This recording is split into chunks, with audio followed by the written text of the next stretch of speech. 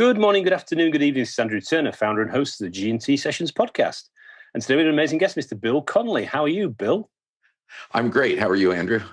Very, very good. And good to see you on this bright new year.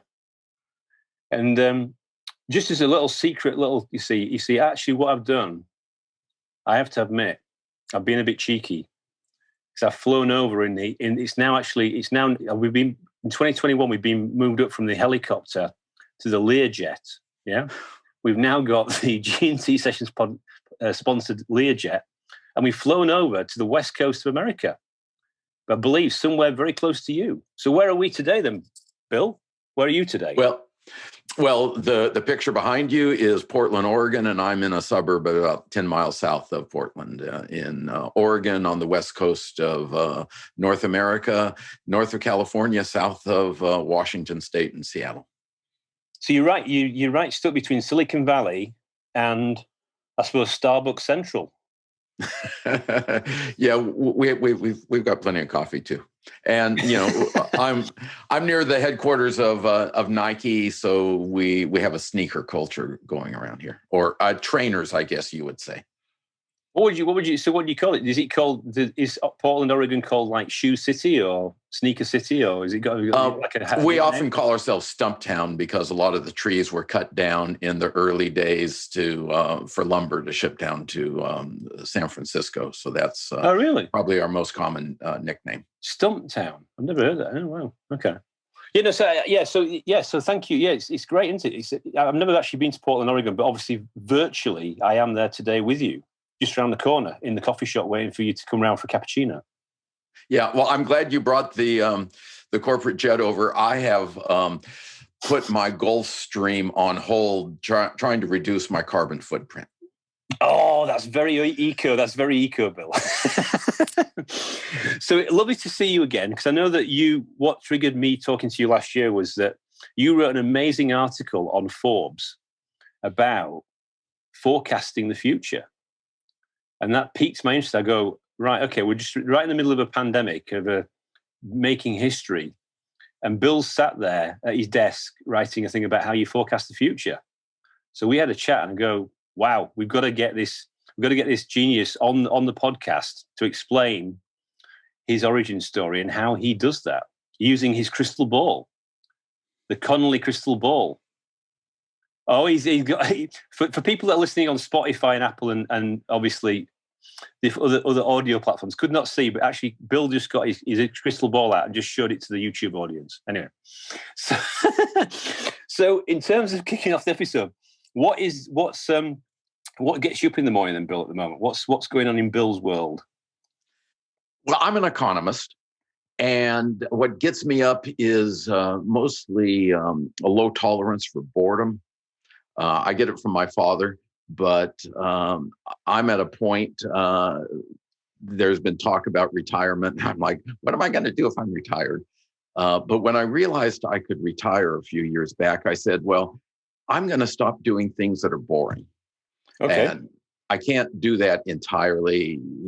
Every job has some boring elements in it, but I'm a consultant, but I've been turning down projects where I look at it and I say, that's going to be boring, or that client would be a pain in the rear to work with. So I'm just looking for interesting things. And I work with clients and I speak to business groups around the country. And that's what keeps me going, wanting to connect the dots between what's happening in the economy and the decisions that business leaders have to make. Interesting. So what you're saying is that actually if Elon Musk reached out to you from San Francisco or from Palo Alto and said, come and work for the boring company, you'd say, sorry, talk to the hand. Although the boring company is pretty interesting. And we are... between where you are and that mountain in the background is a town called Boring, Oregon. And it's actually got a kind of, got some good bars. It's an old mill town. It's literally called Boring, Oregon. Boring is the name. Wow.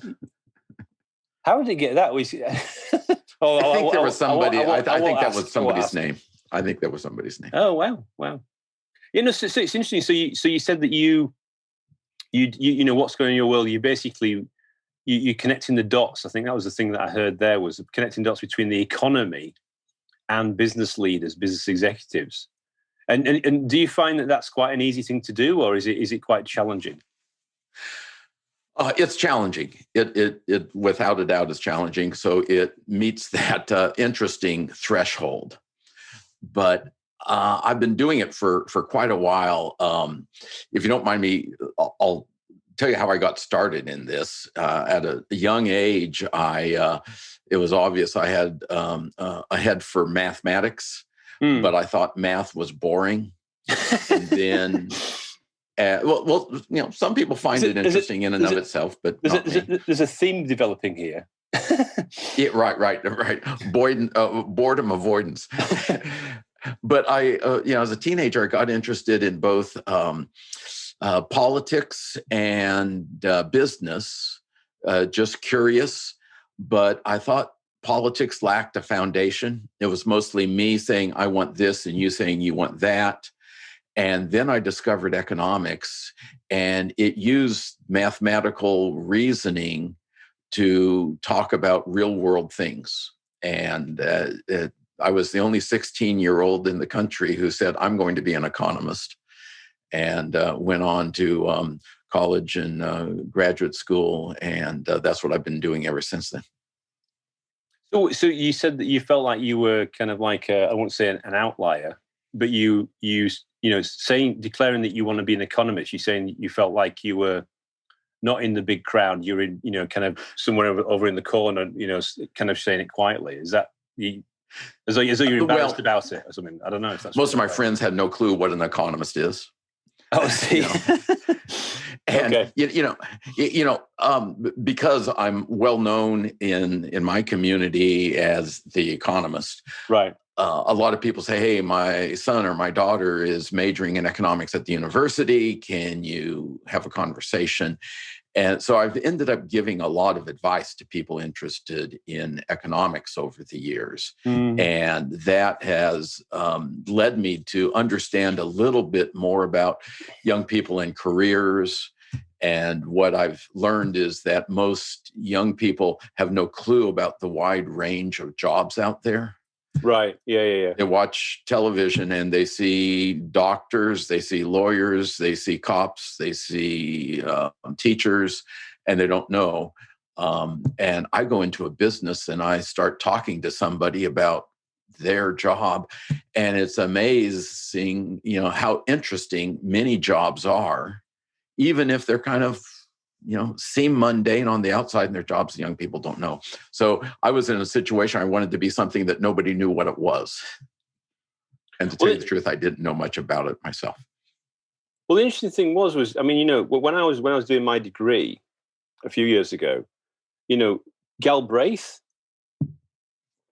J.K. Galbraith. Yeah, John Kenneth Galbraith, yeah. Yeah, so that I remember getting a really thick book that we had to read and digest and get ready for the economics exam. That was my recollection on economics. But I suppose supply and demand and all the theories around all that kind of stuff. It's like, I suppose it's a bit like a core skill, really. If you really kind of, but it's not embraced everywhere, is it? You learn it later, or you either specialize or you learn it later, or too late, maybe. Well, I have found that there are plenty of people who can remember a little bit of their college economics, but it's hard to apply it in the business world. Right. And when I became a corporate economist, I was just stunned at the poor data that the company has, poor in the sense of aligning with economic theories. We would talk about marginal cost. What's the cost of producing one additional unit? And the accountants scratch their head and are like, well, we can tell you our total cost. We can tell you our average costs. I said, well, what does it cost to make one more of these things, given that you've already got the infrastructure and the capital and that kind of stuff? And they were pretty much clueless. And as a result, I think people end up not being able to apply their economics in business for lack of data. So they just ignore it, and they end up with rules of thumb that sometimes work, sometimes don't. or the kind of, they base it on historical bias, or, this is, I suppose it's, you in that point you make about marginal costing or unit costing. It's a bit like you usually get the view from the CFO or from the accountancy perspective, the accountancy lens, but you don't. I mean, I suppose a question about, you said you're in a corporate economist role. Is that role well established in your experience in lots of corporates these days, or is that something that's an opportunity in the future, do you think? I think it's an opportunity of the past. Okay. Back in the 60s and 70s, we thought, gee, better computers, better computer models of the economy will come up with perfect forecasts, and we'll hire economists to make perfect forecasts of our regional markets and our industry subsectors. But that did not work out very well. And there was a reduction of interest in economics in corporate suites. But that has been revived in the last 10 years, 15 years with analytics, big data, and companies said, hey, we need people to figure out data on a massive basis. Who has the analytical skills? Right, and right. Economists have been moving up. For instance, Amazon, about 3 hours north of me, they have an inventory decision to make. So, I want a mouse. I need a new mouse. You don't want a mouse. You want a crystal ball. That's what you want. You should a crystal ball about how many mouses to hold in inventory. You should have you should brand it the CCB, the Conerly crystal ball. Oh, that's a good idea. I'll check trademark opportunities there. But, anybody in an MBA program goes through the exercise of calculating the optimal inventory. Yes. But, and that's not hard if you've got half a dozen products. But what if you're carrying 10 million products? You're not going to hire 1 million analysts to figure that out. That's a very big spreadsheet. So you need a process for figuring it out. Yeah. And so economists are big in a lot of modern organizations.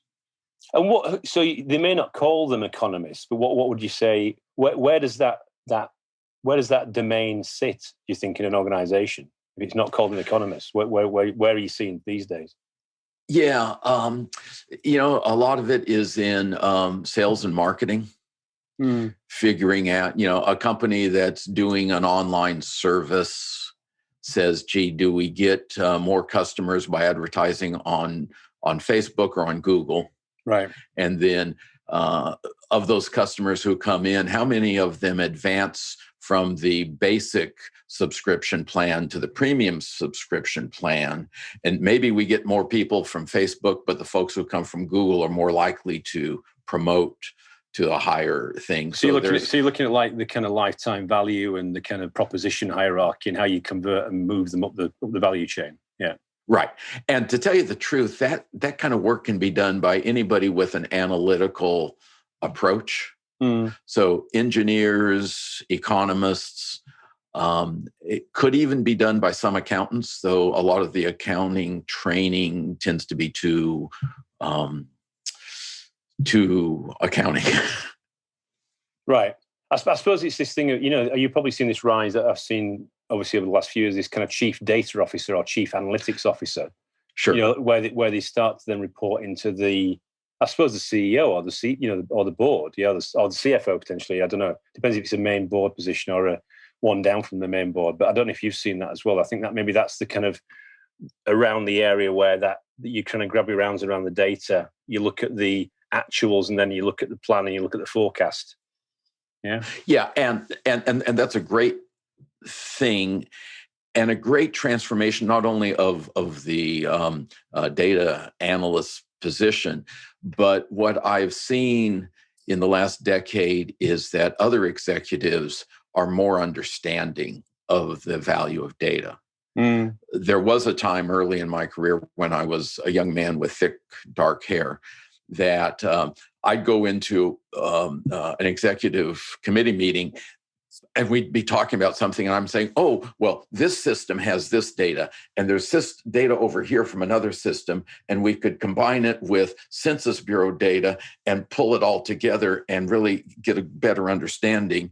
And, out of 7 people, there'd maybe be 6 people scratching their head, not understanding. You're going, what they're saying, what are you talking about? Yeah. And the whole concept of data from different systems getting integrated. But now, not everybody's ready to get their hands dirty doing it, but I think there's a greater understanding of the value of data analytics. Interesting. Yeah, it's good. I mean, I've actually got an event next week, actually, with my Agile Data London community that I run. And we're talking about the Chief Data Officer role. There's a new book come out called The Chief Data Officer Playbook, and we've got the authors speaking about that. So great. So it just shows how, I'll send you the invite, actually. It shows how, it's been amplified. Finally it's been amplified, and there's a realization, I suppose, with things like, you mentioned Amazon, the phenomenal organization. And, what do? They know exactly what's going on everywhere in pretty much real time. So hats off to Jeff Bezos and the crew. Yeah, without a doubt. So, so you mentioned that you declared you were going to be an economist when you were 16, and so did you then in that evolution of your journey, did you actually then go into kind of corporate organizations to be that role, then, and that's where you kind of start to connect the dots between the subject area and business operations, I suppose, or business, running a business. Is that? Yeah. Quick summary. In graduate school, I sort of tested the waters in several different dimensions, purely theoretical stuff and more applied stuff. I was a professor for 3 years. One of my undergraduate advisors had said, hey, Bill, you ought to try both sides, both the academic side and the corporate side. So I finished my PhD work at Duke University and went into the corporate world, and wasn't sure if I'd stay there, if I'd go back into being a professor, but I found the corporate world was more humane and paid about twice as much. So that you mean compared to academia? You mean? Yeah, right. Yeah. Too much, academic politics is just, vicious because the stakes are so low, is the old joke. And I found the corporate world very comfortable. I could disagree with my boss in private and was treated respectfully if I did that. Sometimes I'd make the case, sometimes I'd lose the case, but it was always, it was not rancorous at all.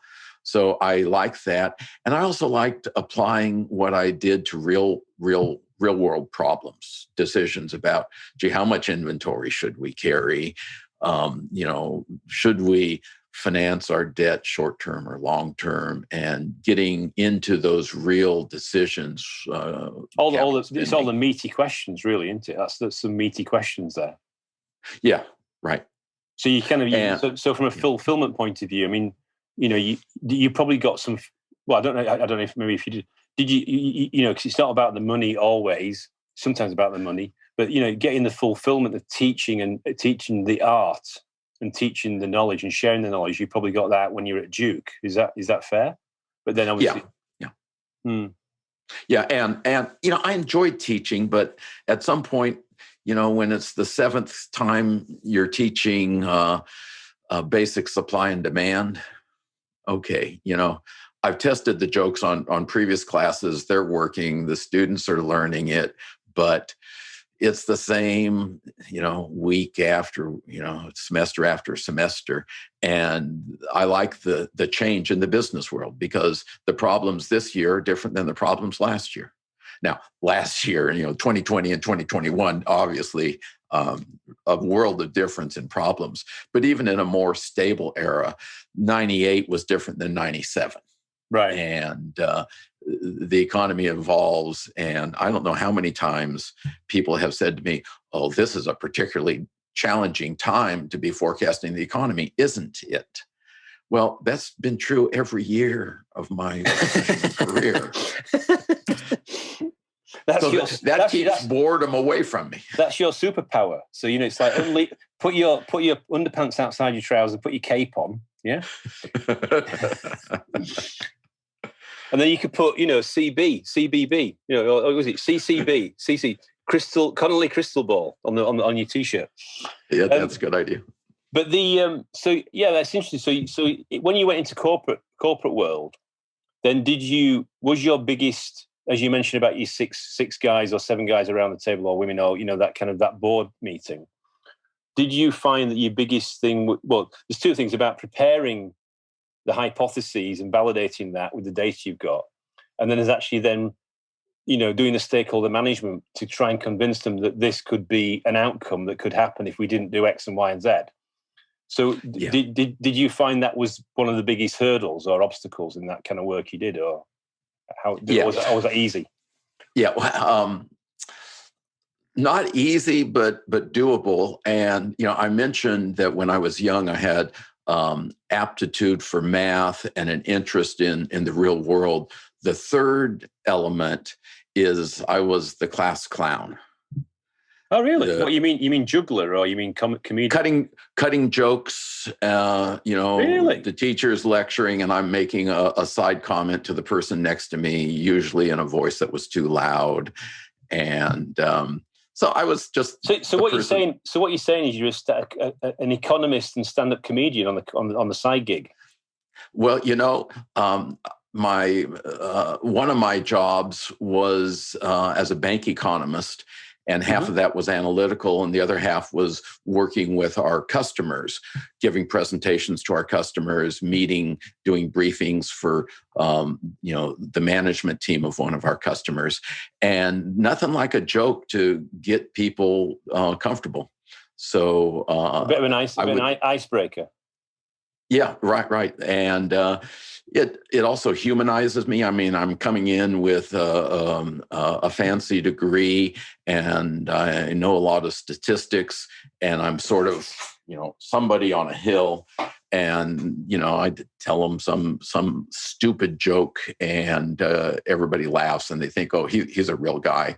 Bad sense of humor, but he's a real person. This is back to the CB. It's the comedic banker. There you go. I say you have to appoint me as your agent so I can do all these brand things around your world. You see, and you're coming up with things I never really thought about. No, but you see, if you think about it, banking's usually a bit straight, isn't it? It's usually not that. Sometimes it's a bit. I won't say boring, but it's not exactly. It's interesting, but it's not like some other industries. Yeah, there's some things that flow along and some things that get a bit more interesting, but I suppose putting comedy into a banking presentation is quite unusual, I suppose, isn't it? It's usually quite serious, I suppose. That's the comment I was going to make. Yeah, well, you've got to be serious too, but yeah. You see, if you're the economist, you see, though, if you're telling them jokes, they're going to go, is this a joke or is this actually a forecast? Well, you have to keep that apart. And I also had a wise senior executive to pull me aside once and say, Bill, it's fine for you to make jokes about getting lost, about losing, your hairline, but do not make jokes about your own expertise. Don't make jokes about economic forecasts being poor. Even if it's true, you don't want to advertise that part of it. Yeah, but as long as you put the disclaimer at the bottom, it's all right, isn't it? This is a comedy moment from Bill. No, I know what you mean. Yeah, so right. And I think this is more. And if I can interrupt, I think this is more general because a business leader, of somebody running a corporation, is always talking to employees, investors, suppliers, and a little humor helps, but you don't want to make jokes about not knowing the strategic direction of the company. Yeah, there's a line there, I suppose, but it's good. I think introducing humor and being authentic and being real. It's part of the mix, isn't it? It's what you should be doing. Yeah, absolutely. Wow. So that was you because you were pretty senior in a bank, weren't you, or a couple of banks? Yeah, I was a senior vice president. Yeah, and the mix of data and gut, I learned there.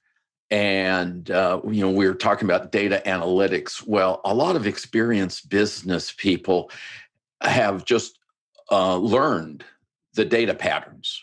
And so, like, deposits at a bank are seasonal based on when people pay their taxes. And we merged 5 banks into one organization. And I'm in a meeting, and 2 people, the guy from Washington State and the guy from Oregon, are arguing about deposits and whether they're up or whether they're down. And they both thought the other guy was an idiot. But the analytical work I had done, I said, hold on. The seasonal pattern in Washington State is different than the seasonal pattern in Oregon State. And they're like, why would that be? And I'm like, well, the tax payment dates are different because state law says property taxes and income, blah, blah, blah. And all of a sudden they respected each other. But one guy neither of them had ever done a seasonal adjustment, but after 20 years in the bank, they really knew. And there's a lot of intuitive work going on in business where people have just been doing this long enough. They haven't looked at the numbers, but they've just come to understand this. And that is great until something changes. And that's the point where the scientific, the analytical is needed. The old patterns may not hold when something has changed. Does that make sense? Yeah, no, it is, because I think what you're saying is about, so for example, when I was at GE many years ago, right? Jack Welch's classic, amazing, I've heard of them. Amazing company. Yeah, they didn't reasonably well. They've had a few, but a bit of a roller coaster ride since Jack moved on. But I was in some of the businesses, I would know all the product codes. Yeah. So, I mean, I my first GE business always was lighting. Yeah. So I'd know the SKU numbers for different light bulbs. That's how sad I was. Yeah. And but literally, and you'd know the pattern of the sales. Yeah. Because I was working on sales and marketing and Six Sigma stuff. And, Six Sigma, with all the stuff we did with Jack Welch, it was all analytical. It was all measurement. It was all quality and everything like that. So you had to know the data. But that's how sad we were. We'd know the sales patterns, we'd know the SKU numbers. And then, because you had to know the detail and you had to know the detail and the summary. And then you got quizzed on it as well from senior execs, and they knew the numbers as well in a lot of detail. So, I'm not saying it's not a bad thing, but then I suppose that then as you mentioned a bit earlier, with the proliferation of data, going from data to big data and then very big data, when you got internet data and sentiment data and, call center data, it's a bit of a mind, it blows your mind, doesn't it? Because it's just, you can't process that unless you've got a quantum computer, I suppose. Yeah. One of my sons works in applying artificial intelligence and in the finance sector, and just huge data feeds there. But still, one of the things I've learned is, as a researcher, I never got happier delving into the source of my data. It's like if I see something that says GDP or says retail sales or consumer price index, I can be happy using it. But when I say, gee, how was this data collected? What's the source of it? How was it massaged? My happiness goes way, way down. And the more I learn, the less confident I have in that. You sound like that plant in Little Shop of Horrors. Feed me now. Send you some more data. Suddenly see more. Anyway, so I know that you've had some really interesting roles in organizations, and I suppose what part of that, I know you talked about some of the scenarios you were involved in. We talk about this thing called peaks and valleys. Yeah.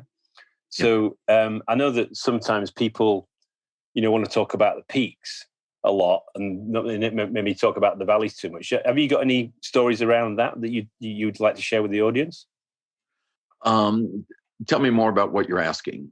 So what I'm saying is, so peaks would be, things you planned, goals you set, things you achieved, that or you overachieved, yeah?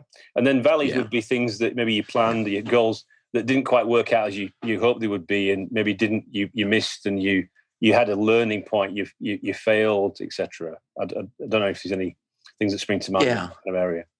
Well, as I look back on the career, luck played a significant role. And here, which is probably the wrong thing to say, because I'm like promoting analytical look at data. And I'm saying, but sometimes you get lucky, sometimes you don't get lucky. In my first corporate job, there was a path that I was like 1 year too far behind. There was an opening, for a job that would have been a great job, but I had only been at the company 6 months. If I'd been there 18 months, I think I would have had it. And then about a year or two later, another position opened up. And if I'd gotten that first one, I would have jumped in. And instead of moving up sort of slowly, if I'd been there at the right time, I think things would have soared. But then maybe it was 10 years later, things got lucky, and I was changing jobs, and the position I got, which was at the bank job, was the highest level position I could imagine a person with my experience having. Right. And it's like, it was just perfect for me in a number of different dimensions. The guy in the position was retiring just as I was looking to change jobs. So, I've had bad luck, I've had good luck on average, or maybe I've had average luck. But I think anybody thinking about a career needs to recognize that sometimes it's not you, sometimes it's just, the roll of the dice.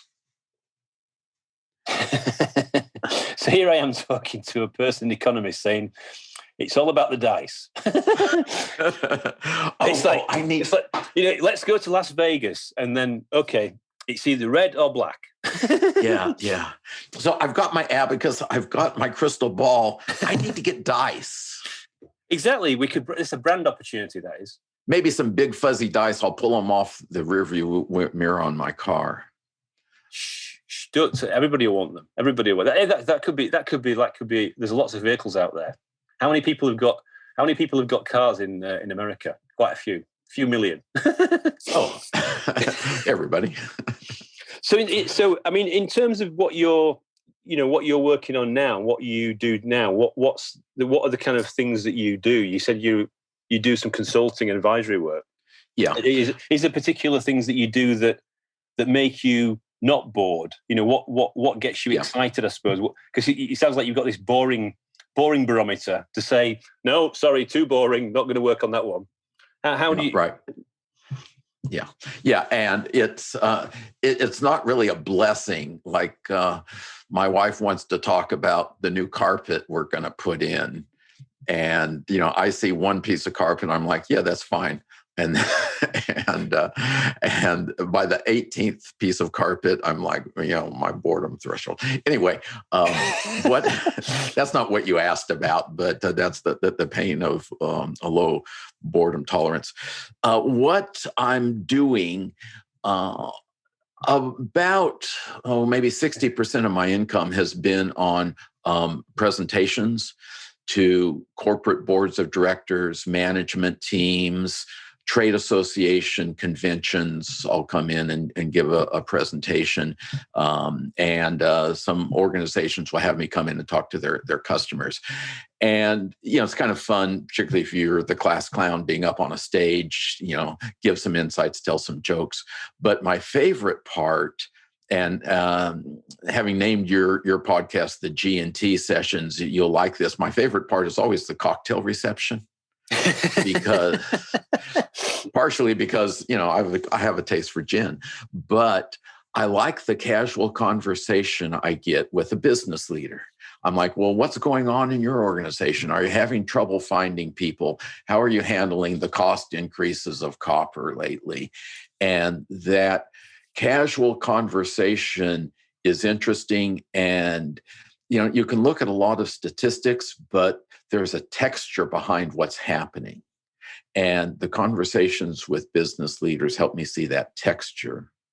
And then I'll go from talking to aluminum extruders to accounts payable managers. And I tell the accounts payable managers, hey, there's something the aluminum extruders have learned. Let me share it with you. And they think I'm really wise, but I'm just recycling what I heard the last time. And as a result of, and I've been doing this for 20 years, and as the result of learning different industries so that I can give a presentation to them, sitting down with different management teams and understanding their challenges, the breadth of my knowledge has really widened. And I've worked with people on, capital spending plans, some tech changes, and a wide variety of business issues. And I've just in the past year started coaching a management team of a smaller company, and it's a new team. And I'm not an expert. I'm not telling them how to solve their problems. I'm just having a conversation once a week and asking a lot of stupid questions.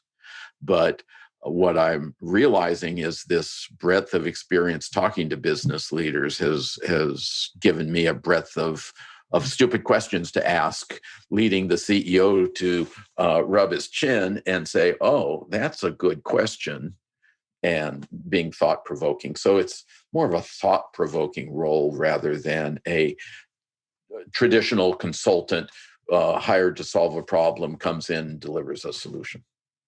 And do you get fulfillment out of that? I mean, does it give you, does it give you a really good feeling and vibe when because you must if you're doing something in these days, you can do lots of different things, but seen the reaction and seeing the interaction with that, does that make you feel good about it? Yeah, absolutely. And people have an impression that an economist is all about the money. Yeah. And actually, one of the fundamental principles that we would teach is that, no, it's not just about the money. And people have different motivations. And it's nice to have money. But at some point, if you've been fairly successful, you've got enough money for what you want to do. And, an extra $1,000 is not going to change your lifestyle. And at that point, it's about fulfillment. And maybe that's something that you have to be a certain age. When you've got a mortgage and have a couple of kids heading off to university soon, money's really, really a big deal. But at some point, the fulfillment. I some years back changed my focus. I was selling a bunch of my time for a nonprofit institute working on public policy issues. I was on contract with them. And I was also doing business consulting.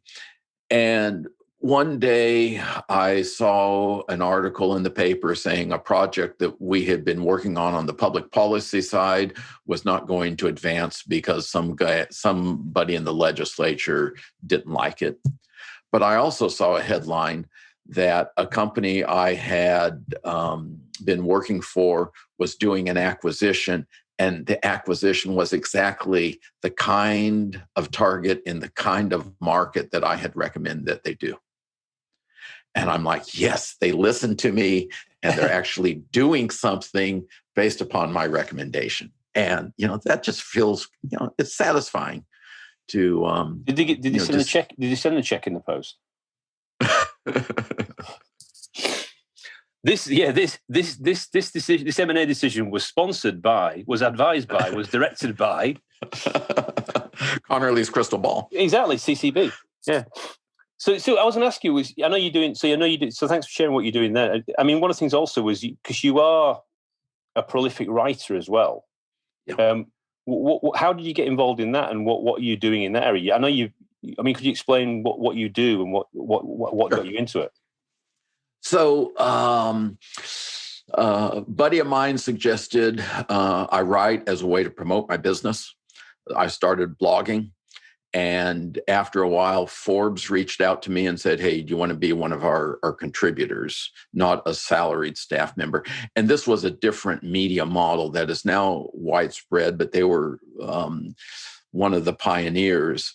The traditional media model was you have a bunch of staff writers trained as journalists, maybe some freelancers you reach out to, and that's what they do. And then this contributor model says, let's get people who are out doing things and have them write an article for us periodically about their expertise. So very few news media would have, a PhD economist on staff, but through the contributor thing, they can have a PhD economist write for them. Mm-hmm. So I started doing that.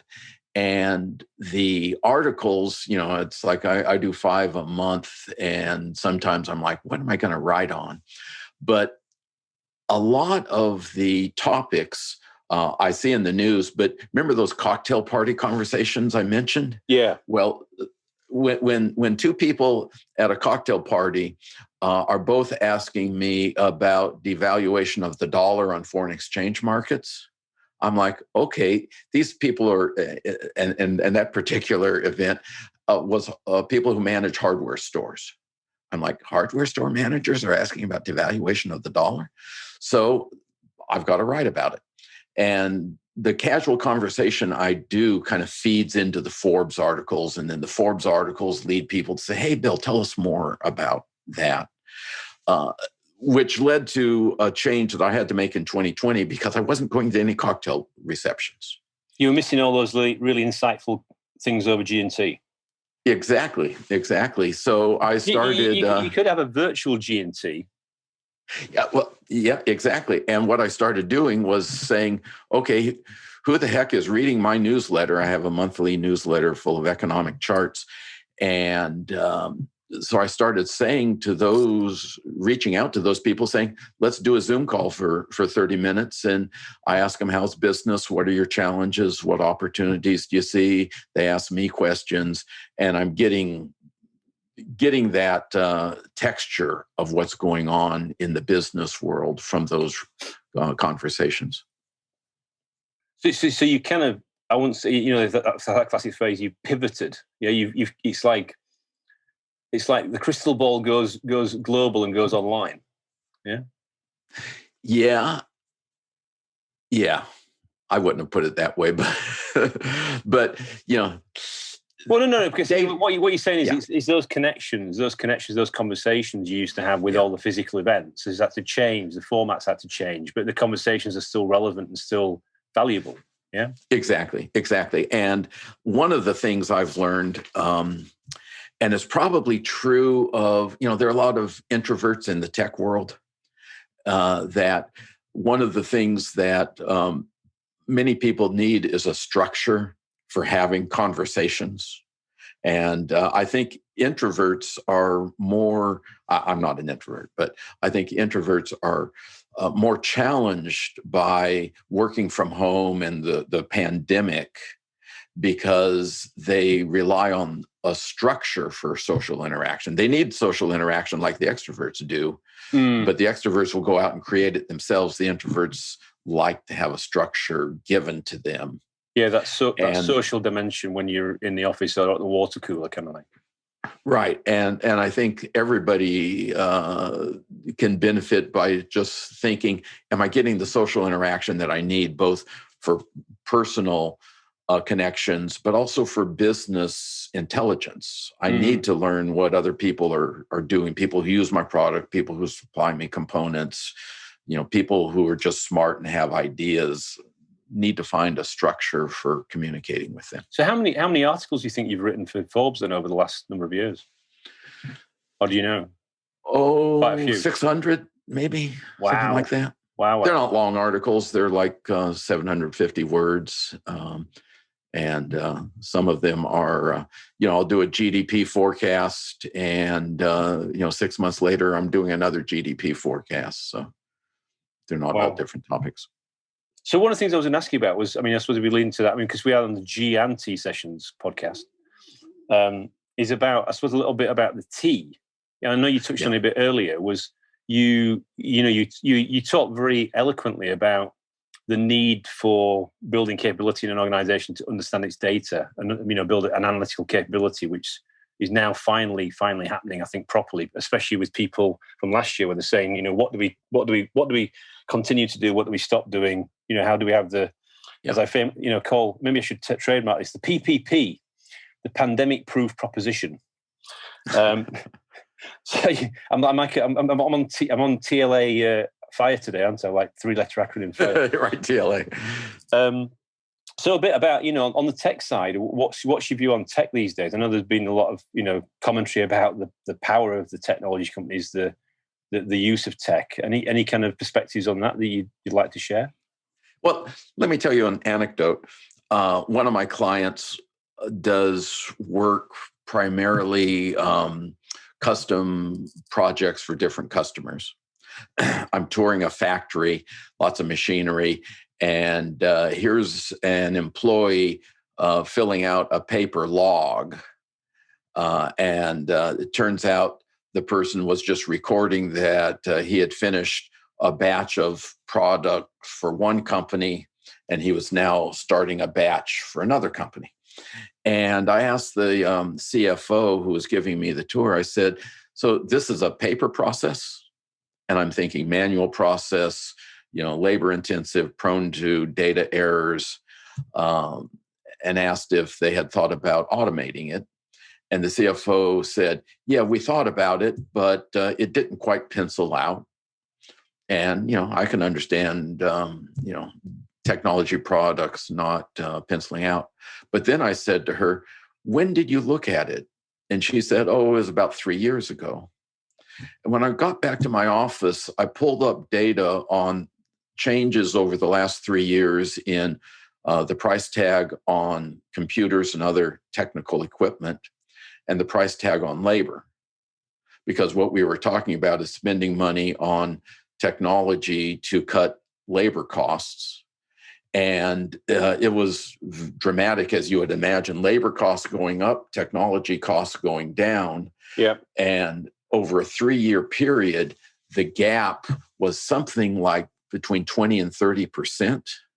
Wow. So something that did not pencil out 3 years ago is probably a slam dunk today. Right. It's like, don't procrastinate, make a decision. It's a no-brainer. Well, it was maybe the right decision then, but should have been revisited. Okay. Yeah. Should have been revisited. And, it's hard for us to keep up, at least hard for me. I won't project whether it's hard for you to keep up with all the change. Maybe you're able to process change faster than the average bear. No, don't worry. We all struggle, I think. It's like, I hopefully my sons will, and your children will keep up with it, but it sometimes feels like warp factor 20. It's like Star Trek on steroids. So exactly, and but that lesson I have used on and on and on, because I keep going into places where they optimize their system some years back, and the optimum needs to change. You probably can't spend all your time rethinking the optimum, but periodically you need to be aware labor costs are up, computing costs going down, and this is a trend that's going to continue for a long time. So let's just build that into our thinking. Yeah, fascinating. Yeah, no, I agree. It's what you're saying is the decision-making criteria and the way you would normally traditionally make a decision is changing because there's different drivers. Yeah. So we can't do an episode with yourself without talking about the future. So in terms of, we're now in a new, we're just edging forward into a new decade. And obviously, not last year was obviously something difficult to predict. And obviously there's been some quite interesting articles put out there about the K-shaped economy and all those kind of stuff. I mean, if you were looking out in your now personalized branded CBB or CCB, what are you seeing in those horizons of 1, 5, 10, 25 years? Any kind of things you would like to share that you? Yeah. So hopefully we can come back to it in 5 years from now, and say, damn, he was right. For once. Yeah. I'll give you my forecast. And Andrew, I'm going to guarantee this forecast. Wow. I'm going to guarantee. Is this guarantee or your money back? Yes, I will guarantee every penny you paid for this that the forecast is accurate. So let's do different time horizons. I think this is a really easy time to make a forecast. This is maybe the easiest time in my life because the vaccine is being rolled out around the world. People will feel more confident about going out to restaurants, bars, theaters, and the economy is going to be better globally. There may be one or two backwaters that do not improve in 2021, but I think that by and large, the whole world is going to be better off at the end of 2021 than it is right now. So that's like a slam dunk. So you're saying that the vaccine is going to get us, I'm not saying back to where it was before, but it's going to move back to, away from what it was last year for 9 months. Yeah, without a doubt. When I run the numbers, you think there was a trend that we were on, but we couldn't quite get there. I don't think we'll get right to where that trend would have put us. Mm-hmm. Some permanent loss of productive ability. Yeah. But I think that we'll be close to that at the end of 2021, and we'll be real close to it. There is a permanent loss, but real close to it in 2022. So it's going to feel a lot better, both in absolute numbers and also in comparison to 2020. It doesn't take much to feel better than 2020. Yeah, the like for like hopefully should be upside. Right. But I mean, in terms of that, even with all the money that's been pumped into the economy, by the printing press in the Fed and stuff like that, does that? There's like a kind of a, I don't know, is there an overhang from that, or do you think there's ways of actually stimulating the economy, which it sounds like you said is on track, but also how do you pay down? How do you address that problem? Yeah, and that's going to take us on the time horizon from the 1 year to the two to 5 year range. Right. And I think that, there's been massive stimulus, both fiscal and monetary, in most of the world, certainly true here in the US. And the classic definition of inflation is too many dollars chasing too few goods. Yeah. Well, we are not increasing our capacity to produce goods and services. If anything, capital spending has been a little light, and we've had some early retirements. Our productive ability has not grown much, but we've thrown a lot of dollars into the economy. So I'm predicting inflation probably in 2022. I think that the economy is weak enough we will not get a lot this year, but I think many countries are going to have rising inflation in 22 and 23. In the US, our Federal Reserve has said that they're not going to act in anticipation of inflation, which they used to do. They used to use a hockey metaphor of skating to where the puck is going to be. Yeah. And Wayne Gretzky's line. But they've said, no, we're going to wait until we actually see inflation and then we'll chase it. And that means they're going to get there late. And then I think at some point, monetary authorities are going to have to hit the brakes hard. And, it's going to be like a jolt. Yep. And there's a significant time lag between when the Federal Reserve or the European Central Bank starts tightening and when it sees its effect. That's 12 months on to 18 months. And so if you tap the brakes and the car doesn't slow down, you tap them again and the car still doesn't slow down, maybe you jam your foot all the way on the brakes. And that's what I'm worried about, that we'll get a real roller coaster boom bust kind of cycle. Right. Okay. So it's like from one extreme to another. Yeah. Yeah. And I don't know if you remember the 1970s, but there tended to be a lot of roller coaster with recessions every few years. I'm far too young for that. Right. I was only just like a wink in my father's mum and dad's eye. That's what it was. Well, tell you what, Andrew, if you'll pretend to believe what you're saying, I'll pretend to believe it. He's telling the little porky pie then. Yeah. But I mean, I think back to the connecting the dots, though. So you talked about that short-term outlook. I mean, if we know we've just recently exited 2020, and we're now, we're in that next decade. Any commentary or thoughts around the 10-year outlook? Any view on that? Well, actually, let me connect the dots and wait for the 10-year a moment, if I may. Yeah. I find that many businesses are not ready for good times. They're not ready for good times. Not ready for good times. If you talk to a manager and you say, "Hey, are you ready for your sales to go up?" And like, "Yeah, I certainly am," but an improvement in sales has challenges. Do you have the staff to support either production or service of increased sales? Do you have the working capital?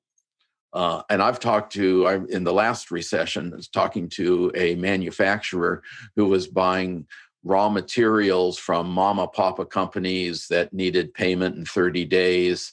Then he would make a finished product, which he would sell to a Fortune 100 company that would pay him in 90 or 120 days. Yeah, 120. Yeah. 120. And the guy's got bills. Labor has to be paid promptly. That's the law here. So he's got, on an accrual basis, his accountant was saying, "You're making money hand over fist," but the cash was going out faster than the money was coming in. So, and that's a growth problem. It's better to have a growth problem than a recession problem. But I'm encouraging businesses to think through: do you have what you need for a stronger economy? Do you have the staff, the capital, the working capital? Are your suppliers ready to deliver? If you've laid off people, are they ready to come back? Yeah, I mean, it's this whole thing with the I don't know if they call it in the UK the furlough. Where they lay people off, or it's kind of like pseudo layoff. Right. But then obviously the people, after they've been furloughed for a while, they go, I don't really want to just stick at home and get paid, minimum a certain amount of money, but actually not do anything and not be able to work. So they start thinking, okay, I'm going to start doing something different, and then you lose the engagement with the employee, and then they leave. And then, as we both probably are aware that, all the good ones leave and go and find jobs elsewhere, and then potentially some of the people that maybe not are the high performers stick around. And then you then into a transformation. You then got to go and find more talent. So that's the recovery. I suppose that's the people plan recovery, isn't it? How do you do that as you're exiting the pandemic, as you're exiting this whole 18-month window that we've been going through? Yeah, on one of my consulting engagements, I was talking to a company about being ready to grow. And he said, we in some of our positions that we only hire experienced people. We don't train them. We're not a big enough company to have a training program, so we find experienced people. And he said, "I don't know what we would do if our sales improved." And I'm like, "Well, why don't you think about it? You can start soliciting resumes, even if you're not hiring today. You can put feelers out. You can create a talent pool of people that could be ready to get on board, subject to your order book improving." Yeah, exactly. And that is probably the biggest challenge I see, the biggest mistake I see businesses making going into an improving economy, is they haven't run through a checklist of what am I going to do as I gear up my production. And, it's people, it's inventory. It varies from company to company, but everybody ought to and it's a one-page, exercise. It's not a 3-ring binder exercise. You take one sheet of paper and you start writing down, here's what I will have to do in a strong economy. And then say, gee, are any of these going to be a challenge to do? Mm-hmm. I think you should, I don't know if you've done it already, but maybe you should put an online academy out there for... Oh, that's an idea. Call it the Crystal Ball Academy. Yeah. Well, I actually discussed the CBA. Right. Here we go. I wrote a book called The Flexible Stance about being ready for both recession and for growth. Can you share that again? Can you share that again? Yeah. Bill? Sure.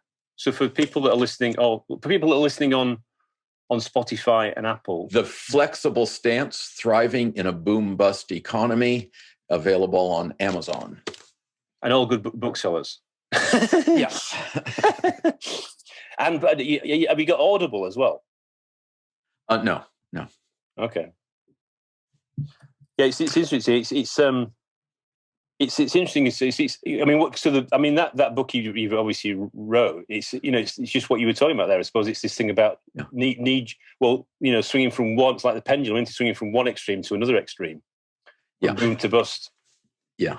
The tagline I sometimes use, though it's not printed on the cover, is how to run your business if you do not trust the Economist's forecast. Wow. That's great. That's fantastic. Yeah. So you want to look out 10 years? Yeah, I was just going to ask you, 10 and 25, maybe 25 is a bit too ambitious, but what would be your 10-year piece? Well, I think the biggest challenge that we're going to face in the next 10 years is a tight labor market.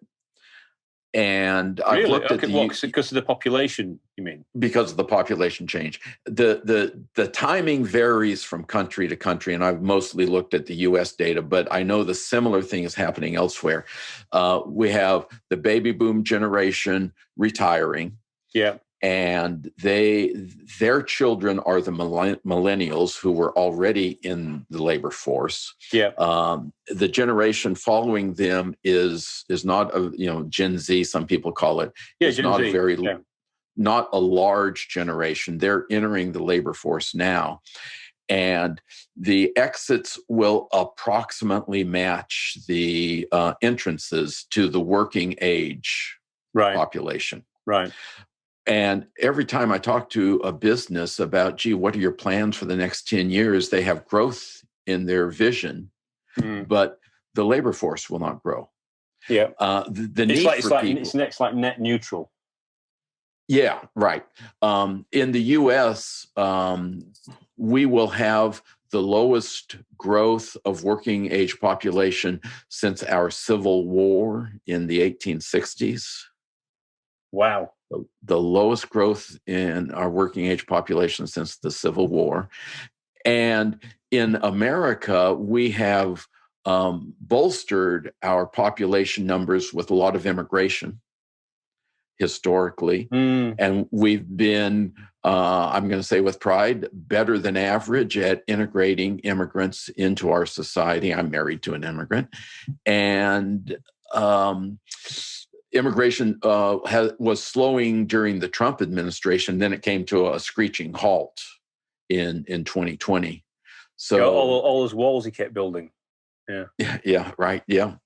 And in fact, I was saying that what President Trump should have done was declared that the wall had been finished, because the immigration data including estimates of illegal immigration, the immigration data suggested that immigration had stopped. He should have just said, yeah, we built it. You can't see it because it's invisible, but it really is beautiful. And, Trump could have pulled that off. It'd be like Trump Tower in New York, see a lot of gold on it. Right. But this is a challenge for businesses. So That's huge, because what you're saying is that the immigrant side, the people that are moving from other countries to the US, there's a compound effect on that, isn't there? There's going to be you've got the stages of life, the generations are changing. Not everybody was having as many babies and all that kind of stuff, and having children. And then you've got the brakes, you could say, on immigration. The compound effect of that is it's going to be quite drastic, isn't it? Or potentially very impactful. Wow. And I think that when we talk in, say, 2030, and I hope you'll invite me back, Andrew. I'm definitely, you're definitely going to come back in 2025. Yeah. Put it in your diary. And we'll have about 3,000 episodes then by 2030, I think.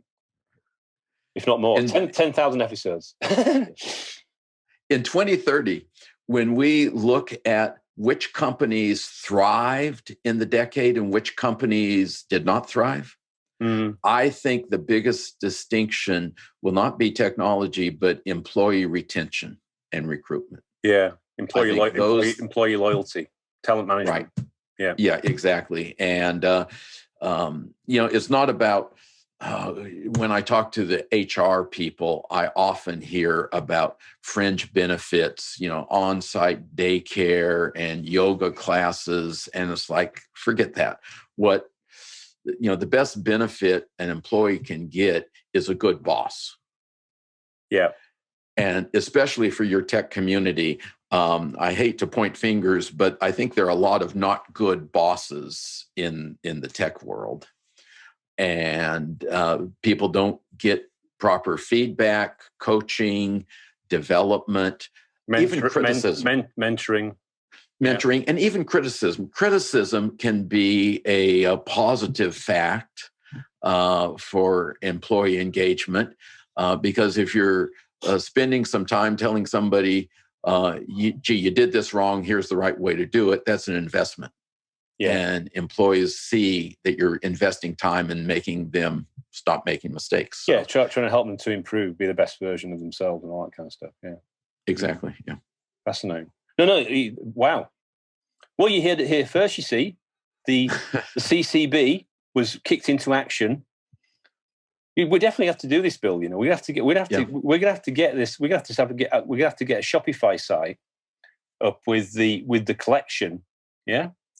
Yeah, right. With the crystal ball forecast for 10 and 5 years, and then we can do the 25 later as well. We can have some swag, some hoodies, some t-shirts, some swag. Yeah, I've got a very plain coffee mug. Maybe we need a CCB. We definitely. This is a JV joint venture coming up here. Are you going to send me a G&T? It maybe shouldn't be a coffee mug, but I'm thinking of a heavy crystal gin and tonic glass. Bill, you. How did you find out about that? That's one of my stealth projects. But in 2021, we are going to be releasing the G&T Session swag store, and all guests will be, even past guests will be getting presents shipped by Amazon or some other very successful logistics company. So watch your space. You heard it here first. You see, you triggered me then. You triggered me. So, so one of the things I was going to add, a couple of things I wanted to cover before we finish our episode today was about what are you grateful for? I'm very fortunate in many regards. And through the luck of the draw, parentage, and genetics, I ended up with a good brain. I once heard somebody who's pretty smart, but getting good grades, sneer at somebody else and say, "Don't confuse hard work with being smart." And I thought that was kind of rude because hard work is something to admire. Brains is something that's mostly just a gift. Yeah. And so I'm thankful for that. I had, I'll brag a little bit. I had the wisdom to work hard when I was young and get myself well set up, prepared both educationally and early jobs. And that gives me the ability at this point in my life, if somebody comes in with a lucrative project that I think is going to be boring, I just smile and say, I don't think I'm the best person for them. So I'm thankful to be in the position where I can turn down boring work and not do boring things. Well, you see, I better send a message to Elon, yeah, and say, do not send that email to Bill, yeah. It could be bill@theboringcompany.com. Come on, what? Or their economics department would be boringeconomics.com. Exactly. There you go. You see, everybody would think it's natural. Well, or you could do economicssexy.com. There you go. Anyway. Yeah, I'm maybe not the right person. But I have on my shelf somewhere a book called The Passionate Economist. So here we go. I won't even go there. I'm not going to go there. So thank you for sharing that thing about being what you're grateful about. So in terms of, given your journey, given what you've learned, I suppose my final question was going to be about pearls of wisdom and learnings. And, what would you share around that? What would be some things that spring to mind that you'd like to share with the audience and give back? I've talked to like other people trying to make it in the consulting world. And I usually start by saying, hey, if I'd known this was where my career was going to go, this is what I would have done to lay the groundwork for it when I had a corporate job. And I kind of regret not having, it's like if you knew where you were going to be, you could have done a better job setting yourself up to be here. But I also say, gee, all of those things I did that were maybe dead ends at the time, they make us who we are today. I imagine that even you, Andrew, have had a dead end or two once or twice. You went in a direction that you mean a peak or a valley? Oh, well, it could be a valley, but I think of hey. It's 19 something and you think, hey, this is the hot area. I'm going to go in that area. And a year later, you've made no traction and the hot area is not a hot area. I guess that's a valley. I never made those mistakes. It was all peaks, no valleys. All peaks, no valleys. It was all upside. It was all overachievement. It was perfect. It's all about the bass, no trouble. Exactly. Well, he's going to be a DJ now. It's like, here we go. That's good. No. You're right. But, I think but you also learn about that. It's about like, do you keep going or do you change direction? Yeah, and I have a friend who likes to read the biographies of great business successes, and he says, yeah, and they all just kept going. Well, he's reading the books by the business successes. He's not reading the books by the business failures because they never got published.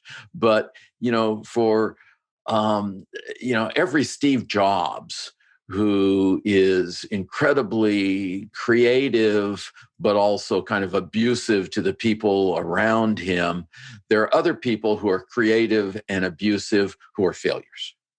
Yeah. In fact, there may be 100 Steve Jobs wannabe failures for every real Steve Jobs out there. Well, that's the thing they say about the there's those iconic leaders.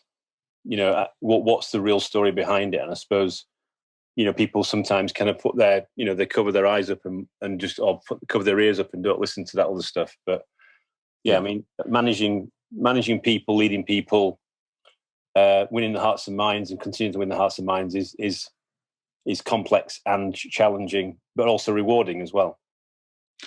Right, and I think that what if I were talking to a young person, I'd say figure out what's rewarding, and particularly early on in a career, I think dollars make a lot of sense, or pounds, or whatever you guys are using. Bitcoin.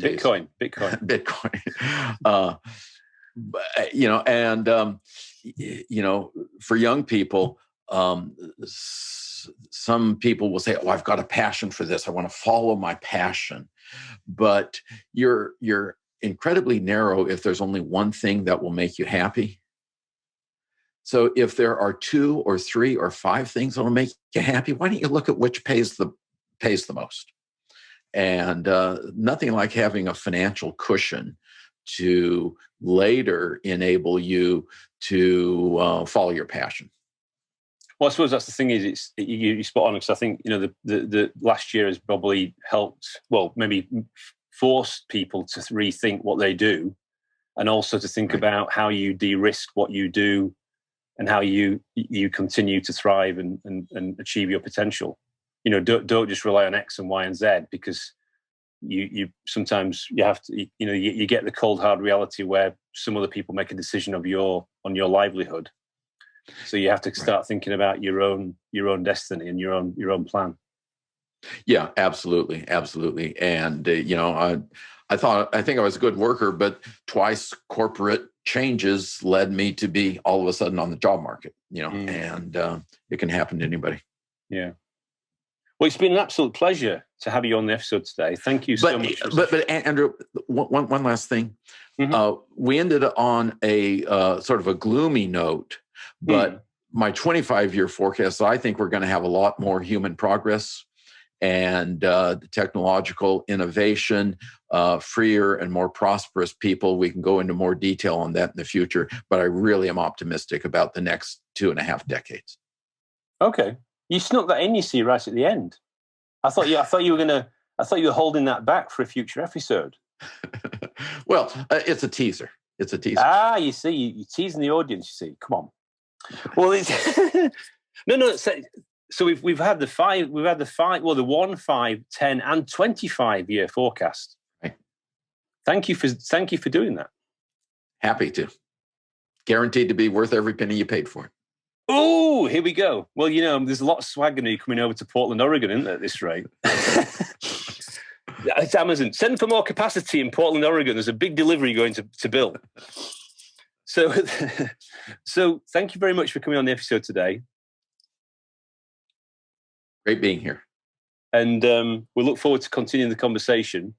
So that's been Bill Conerly, who is a prolific author, writer, economist, and obviously in the future, chief swag officer, and also crystal ball reader. So thank you very much, Bill. Thank you, Andrew. It's been a pleasure. This has been Andrew Turner, founder and host of the G&T Sessions podcast. Have a great day.